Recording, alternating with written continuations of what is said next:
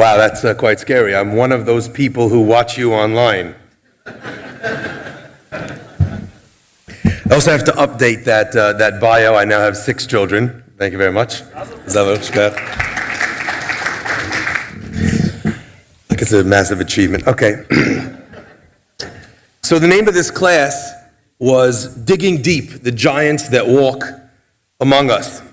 And it's quite fun. Sorry. I just feel very uncomfortable sharing this. So I'm just going to begin with this. I feel very small, specifically at this conference. Not like a giant at all. First of all, the fact that we're sitting here in the presence of peoples like the chief rabbis, Chief Rabbi Lau, it's unbelievable. And all the amazing makarvim and the amazing people that are doing wonderful things.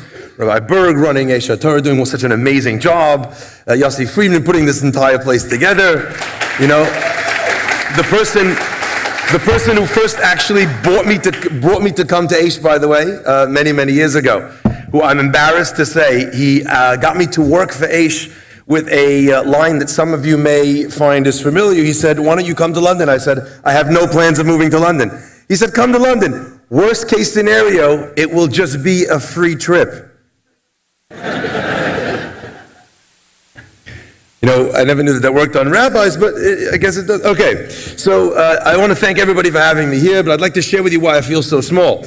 A little while ago, I was running a program called JLF, something that was started by a remarkable woman here who was here with us today, Jackie Engel, and we rearranged our entire schedule in order to be able to have the former chief rabbi, Rabbi Yisrael Meir Lau Shlita, come to speak to our group. We moved an entire day to the other side, changed all of the activities that were supposed to happen. Everything moved in order to be able to allow us to hear from him in Tel Aviv. Disaster. So I get a phone call from the guy who's in charge of running the trip for logistics, and he happens to be South African. So, you know, I don't know if you noticed when Rabbi Goldstein Shlita, when he spoke, South Africans speak a little bit differently than Americans do. I don't know if you noticed this. Right? And the guy says to me, he says, you know, I just got a phone call from Rabbi Lau's daughter, and she said that he needs to, he unfortunately won't be able to make it because he's going to be checking hospitals today. So I said, I can't believe it. Today of all days, he needs to go checking the hospitals, you know, for kashrus, for this, for that, for kohanim. Like, you know, we changed our whole program, you know, just in order to be able to hear. Is there any way, please go back to his daughter and ask her to ask Rav Lau if he could figure out a way of checking the hospitals on another day and coming to see us according to the schedule. He says, okay. He's a little bit puzzled, calls me back a few minutes later. He says, I spoke to Rabbi Lau's daughter. She doesn't know what you want. I said, what do you mean? See, when he said checking hospitals, he said it like South Africans. He said, checking. I had asked the chief rabbi of Israel when he was checking into the hospital if it was at all possible for him to check in another day because we really wanted him to speak to us. And you know those moments when you hear something and you're like, no. I've only had that feeling once more in my life. It was when I was communicating with a very important donor of ours who, God bless him, he's an elderly man and he has Parkinson's.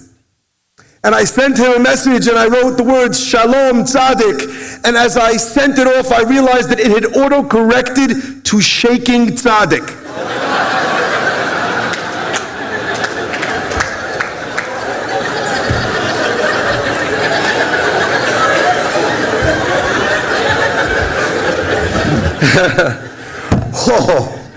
Oh boy.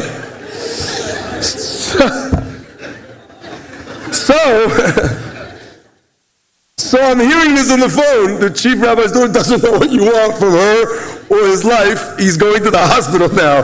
There's not much he can do to rearrange it for your program.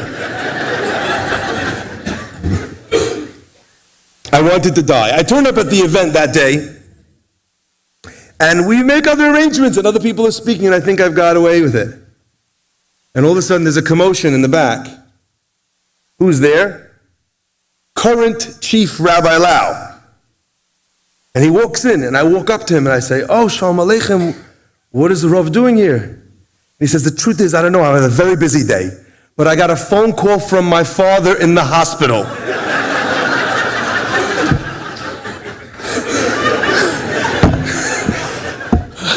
I said, "Do you know who I am?" He said, "No," and I ran.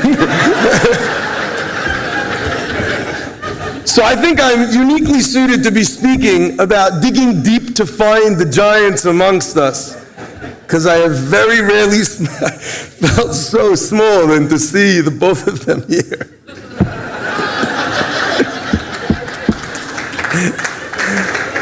And some of you were wondering why I only came Sunday. Let's get cracking. The Torah is full of unbelievable messages expressing to us what it means to be great. But the fantastic thing about the way the Torah expresses greatness is that it is often in a way which you would not have thought of at first glance. And I want to speak about one of these cases because I believe that it carries a fantastic message, especially for a partners conference run by Aish HaTorah. One of the greatest leaders the Jewish people have ever had was a young man called Shmuel. Shmuel's mother, Chana, had difficulty having children, and she prayed with all of her heart, so much so, with such sincerity, that prayer becomes the cornerstone and the way that we learn how to pray for all of time. And Chana promises God, "If you bless me with this child that I so desperately want, then I promise you I will give him to you. From the young age, he will be here in the temple serving you." Chana miraculously has a baby. And as a young child, that child is brought to the temple and he serves Hashem under the tutelage of the great Eli HaKohen. He's still a young man when one night, in the middle of the night, Shmuel hears a voice, and the voice says, "Shmuel." Shmuel jumps out of bed and he says, "Hineni, here I am." He goes running into the next room, into the room of Eli HaKohen, this elderly man who was infirm, who was unable to see, who needed the help, and he was sure it was Eli that was calling him. He'd never experienced prophecy or a divine message before. So he comes into the room and says, "Yes." And Eli HaKohen says, "It is not I that woke you up." And I want to read you these words.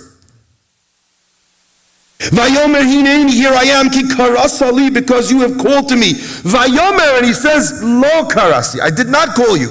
Shuv shechav, go back to sleep. Shmuel goes back to sleep, but it happens a second time. Shmuel, he wakes up, runs into the other room. Hineni, here I am, you called me. Eli HaKohen says, I didn't call you, go back to sleep. Shuv shechav. A third time it happens. He runs in the room. Now it's just getting annoying. And Eli HaKohen says, it wasn't me. But if you hear the voice again, if you hear the call once more, answer it and say, Daber Hashem, speak Hashem, ki shomea avdecha, because your servant is listening, is ready to receive your message. But up until that point, Eli HaKohen tells Shmuel to go back to sleep. Rav Meir Shapiro was a child prodigy. At the young age of, I think it was 12 years old, they realized that there was no one in his hometown who was capable of teaching him anything. So his father sent him to the Shatzer Rav, far away, who was known to be a genius. He studied with his children, who were also brilliant minds. And even though they were older than him, Rav Meir Shapiro came and studied with these older boys with the Shatzer Rav. But when they weren't learning, they would do old, grown-up things, and he would play in the backyard. He was a kid. He played with the Shatzer Rav's kids. And he would tell them as a young boy of the dreams that he had. Not just of studying, not just of having a yeshiva, but of starting a movement, getting every Jew quite literally on the same page, where everyone would study the same book on the same day, and a Jew from New York that would travel all the way to Israel, or from Israel to Europe, or from Europe to wherever, they'd arrive and they'd be on the same page, able to learn with their brothers a blot Gemara, a page of Gemara. The kids told the mayor, stop having these dreams. What are you doing? Grow up. Just sit there, study, do your thing. Shuv shechav. Go back to sleep. Because make no mistake, doing the right thing, but not the thing that you were made to do, is going back to sleep. He grows up, and history is made. He presents his idea to the Chafetz Chaim, and in an instant, it seems, it's taken up across the whole world. Years later, after the world is learning Daf Yomi, today it numbers in the hundreds of thousands, when they make these massive siyumim in football stadiums, in Madison Square Garden, in Binyanei Ha'umah. Years later, he's speaking at a convention, maybe like this, and he hears that the Shatzer Rebbe's daughter is in attendance. He sees her husband and he says, is it all right? Please, would you tell your wife I'd like to have a couple words before she leaves? She comes over and he says, hello. So nice to meet you. I just wanted to thank you for all the time that I spent in your house, in your parents' home. I want you to promise me one thing, he says. You now run many schools filled with young women. You teach them, you inspire them, you push them to grow. Promise me you won't do to them what you once did to me. Tell them to go back to sleep. Could you imagine what would have happened? Shmuel gets the call again and again and again. But what would have happened if it only would have been called once? And he would have thought it wasn't, because how could it be that this is coming to me? Who am I to do this? Who am I to be this? And the message he gets from his leader, from his teachers, from his parents, from his society is, you're right. You're nothing. It can't be that he's talking to you. What we would have lost if we didn't have a Rav Meir Shapiro, if we didn't have a Shmuel. This, my friends, is, I think, the most powerful message of coming to a partners conference. And I remember being here when Rav Noach was here, and he would pound on the shtender. And he would tell us that it's not just a man like him with a gray beard who knew all of Torah. It's not just him with a yeshiva, with students that are placed in every place, but it's every person in this room who is capable of doing, of going, of being. Rav Noach was the ultimate alarm clock, the opposite of Shuv Shechav.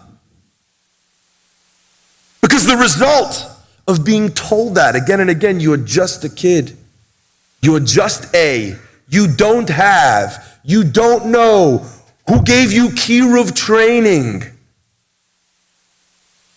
The result of that is what happens to Shmuel. And I want you to pay attention to this, because it's so beautiful, it's poignant, it's bittersweet, it's heartbreaking. Shmuel says, he hears from Eli. Eli says, if the voice comes again, if you were challenged to pick up the baton, to be somebody again, respond and say, Daber, say to this voice, Daber Hashem, speak, O God, ki shomea avdecha, because your servant is listening. Shmuel goes back to sleep. Vayavo Hashem, and Hashem comes. Vayityatzah, and he stands. Vayikra, and he calls kipam bepam, as he had called time after time, sending this message, reverberating through Shmuel's very being. And Shmuel stands up after it's been the fourth time, after his Rebbe has finally told him, I believe in you. It's you. If it comes again, you've been chosen. And Shmuel says, Daber ki shomea avdecha. That one word that's missing. That one word that is everything here. Eli says to him to say, speak Hashem, because your servant is listening. Shmuel can't bring himself to say, speak Hashem. Look at Rashi. Look at Metzudas David. They both say, Omar, he said to himself, Shema kol acheru. Maybe after all this, it's someone else speaking. Maybe someone's playing a prank. Maybe it can't be me. What a tragedy that would be. To lose the ones that can make all the difference in the world because they have not got the message that someone believes in them. If you have heard Rabbi Berg's message loud and clear, you know that if you cannot find it anywhere else, you can find it here. Aish HaTorah believes in you. Whether you carry the name Aish HaTorah on your t-shirt or not, Aish HaTorah believes in you. It exists to empower people to make a difference to the Jewish destiny. We carry on Rav Noach's mission of being an alarm clock. You know, there are two words in Hebrew which represent different ends of the spectrum. When a child becomes a man and accepts the yoke of mitzvot, he is known as a bar mitzvah. At the apex of his career, the epitome of his growth, he gets smicha and he's called a rav. Bar, child, and rav are the same letters. But what defines one as a child is if the bet comes before the resh. And what defines you as a rav, as a rabbi, but not just as a rabbi, a rav is someone who is great, is if your resh comes before your bet. What am I talking about? The word resh in Hebrew also means a head. The word bet also means, the letter bet also means a house. What motivates you? What guides you? Is it your house or is it your head? When Abraham is chosen for his epic journey to be the man who would be God's flag bearer on earth, he is told and commanded in that initial journey, Lech lecha me'artzecha, leave your country. Lech lecha, leave your country. Moladetecha, the place of your birth, mibet avicha, the house of your father. And the commentators ask, surely that's a redundancy. All it needed to say was leave your country. If you leave your country, you've automatically also left your city. You've also left your father's home. And the concept is driven home with all of its force. Hashem was telling Abraham not to leave physical places, but the manifestations of each of those places. Your home is a place where people decide sometimes for you who you are going to be. Sometimes people are living vicariously through you. Sometimes we become byproducts of people who are in our homes. We develop into somebody because of a dominant or passive brother or sister. We develop into someone because of an abusive or a kind father or mother. But that's not you. That's some reaction to a circumstance. So Hashem says to Avraham, leave that. Leave Moladetecha, leave the city. We know the cities that we grow up in like the palm of our hand. If you drop us anywhere in the city, we know how to get to anywhere else. We know the shortcuts. Leave behind your comfort. I sat and interviewed a man who works for an unbelievable company. He's a man who got his start in the business that he was in. He was working in IT for the Economist Group. His name is Mr. Andrew Rashbas. They promoted him to be the CEO of the Economist Group. An IT guy. He doesn't know anything about finance or journalism. He then gets picked up to become the CEO of Thomson Reuters, a news agency's news agency. He doesn't know anything about news. And then he moves to Euromoney. He's not done finance. And I asked him, how did this happen? How did you get to where you got to with the training that you have? And he said something to me, which first I thought was a self-deprecating joke, but then I realized the power of what he was saying. He said, I never let myself get too good at anything that I couldn't do something else. The comfort that we feel that locks us into places where we could be doing so much more. Lech lecha, Hashem says to Abraham to leave it. But what I found fascinating about this, and I shared a couple days ago with Rav Schiff, was that whilst Abraham is given commandments of everything he needs to leave, he's not told where to go. In this journey of excellence, of achievement, of greatness, it's not about going somewhere. It's about the process of cutting ties with the things that hold us back. When a person can weaken the Yetzer Hara that tries to inhibit him, he doesn't need to go somewhere. Automatically, his neshama guides him to places that he'd never thought possible or she'd never believed were achievable. Because inside, we are great. We are powerful. We are infinite. We are expansive. We are not ego-driven. Elokai neshama shenatata bi tehora. We have a holy, pure neshama, a piece of Hashem invested in each and every one of us. So long as we can leave behind these things, we achieve unbelievable, unimaginable things.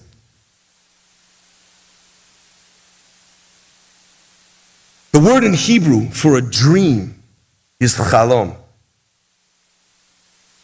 And the commentators always explain to us that when a word is made up of letters, the alternate variations of that word are part of its own essence.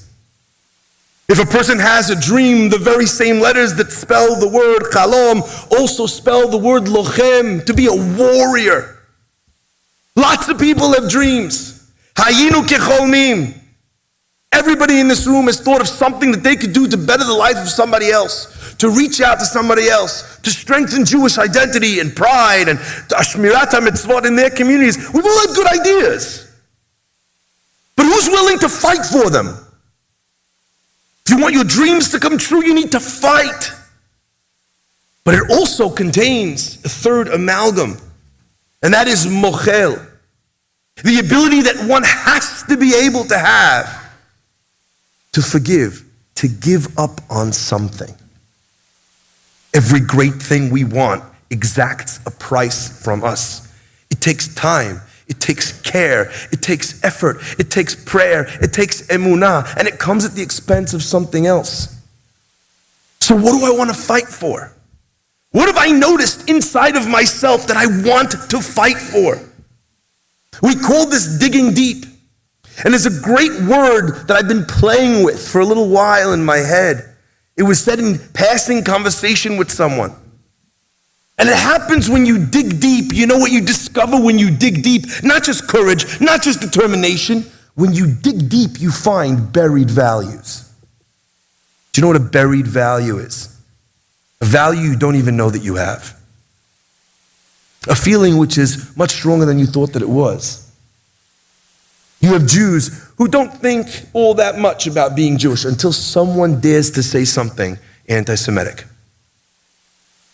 Who don't really feel connected with Israel. I disagree with Israel and its policies, la, la, la, la, la. And then someone says something about Israel and they come out like a lion. That's a buried value. Because when push comes to shove, these things, they sit inside of us. But it's uncomfortable to fight for them.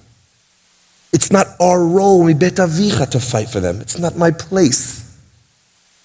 Culturally, it's considered rude to talk about politics. So we hold back from our buried values. Lech lecha. Travel to yourself. Release yourself on the world. You are a gift that we have been waiting for.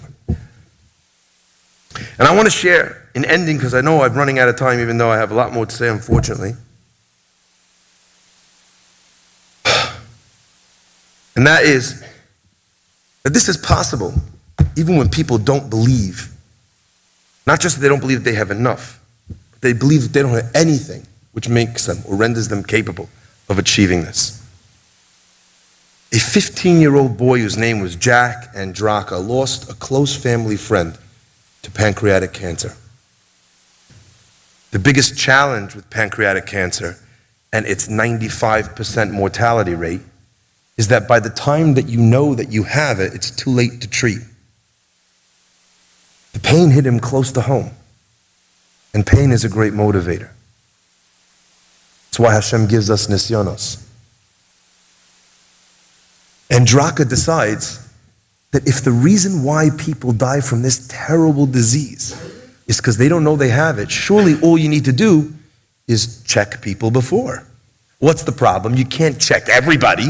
It's too expensive. So a 15-year-old boy sends off 200 emails to universities, to labs, to ask them for lab time so he can work on his idea, to develop something which ultimately would become a strip that one could put blood on, that would be able to detect early on that someone had the markers for pancreatic cancer. Do you know the price of his test? 3 cents. If it goes ahead and they wind up getting approval, it will be something that every single person can get tested for with minuscule costs. He works on this for 7 months, and I want to just read this to you. They thought that he'd come for a couple of weeks in Johns Hopkins, the one out of the 200 emails that was returned. The young scientist worked for 7 months, every day after school, and often on Saturdays, he's not Jewish, until after midnight, subsisting on hard-boiled eggs and Twix. Another sign that you know he wasn't Jewish. There'd have been a lot more food. As his mother dozed in the car in a nearby parking garage. He labored through Thanksgiving and Xmas. He spent his 15th birthday in the lab.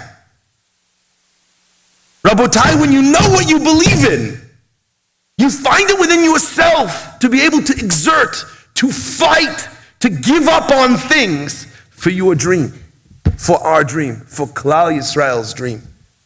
Hayinu kecholmim, we have been waiting for a day of peace for so long, a time when we're allowed to live in our own country, when we're not vilified for defending our own citizens. But that dream needs people to fight for it. And I'm sitting in a room with hundreds of people who are those people. We need to stop looking for the giants amongst us and realize that those giants are us. May HaKadosh Baruch Hu bless our endeavors. And we be zochet to see an Aish Partners conference like this, double, triple, quadruple in size, as many, many more people take on the mission and recognize that they have it within themselves to be able to do something beautiful, something big in their world, so long as there's someone sleeping in the car in the parking garage, believing that they can do it. There's an entire team of people who believe in you. So let's get to work.